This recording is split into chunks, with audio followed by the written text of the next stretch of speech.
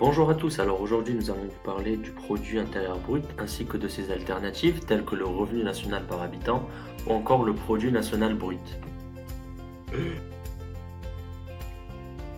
Le produit intérieur brut, aussi appelé PIB, est un agrégat économique, c'est-à-dire une grandeur synthétique qui mesure le résultat de l'activité économique d'un pays.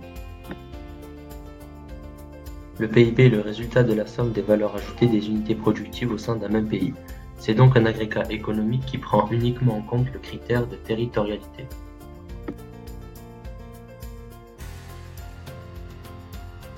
La valeur ajoutée est un indicateur économique qui mesure la valeur ou la richesse créée par une entreprise, un secteur d'activité ou un agent économique au cours d'une période donnée.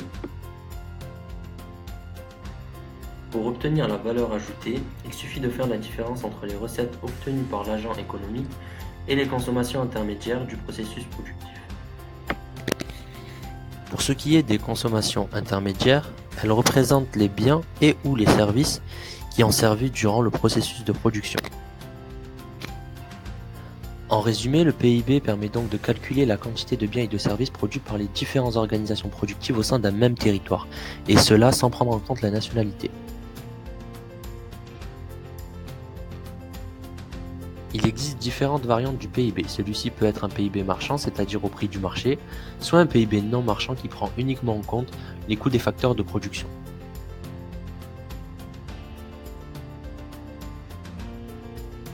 Le PIB est aussi un agrégat qui permet de mesurer la production d'une population à l'échelle de l'individu en mesurant le PIB par habitant. Pour cela, il suffit de faire le rapport entre le PIB national et le nombre d'habitants. Maintenant que nous avons vu ce qu'était le principal agrégat économique, c'est-à-dire le PIB, intéressons-nous à ses alternatives.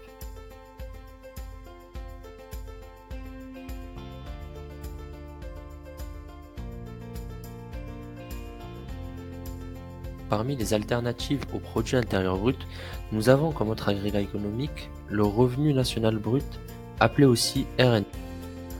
Contrairement au produit intérieur brut, le revenu national brut prend uniquement en compte le critère dit de nationalité, c'est-à-dire qu'il ne prend pas en compte la situation géographique de l'acteur économique.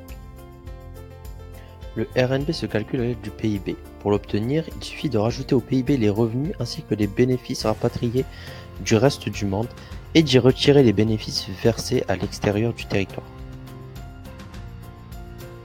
Après s'être intéressé au produit intérieur brut et au revenu national brut, nous allons nous intéresser à l'indice de développement humain, communément appelé IDH.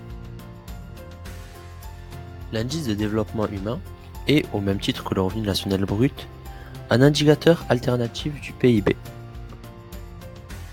Cet indicateur prend en compte l'espérance de vie à la naissance en mesurant la longévité et la santé.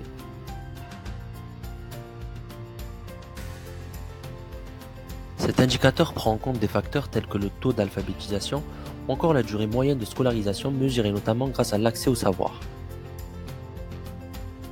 Cet indicateur permet aussi de calculer le niveau de vie d'une population en utilisant le revenu national brut mesuré en parité de pouvoir d'achat.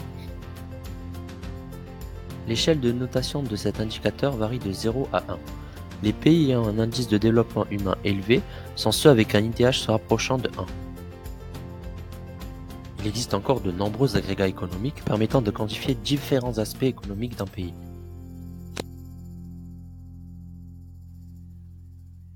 Parmi eux, nous avons le baromètre des inégalités et de la pauvreté, l'indice de développement humain ajusté aux inégalités ou encore l'IIG qui prend en considération l'inégalité des genres.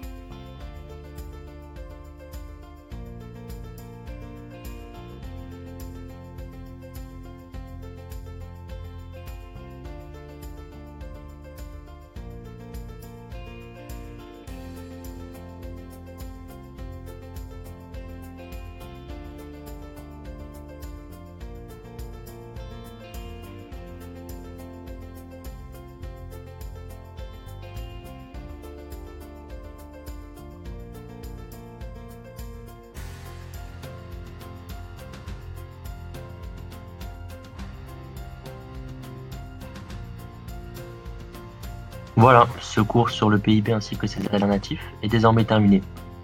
Merci de votre attention. Created using Powtoon.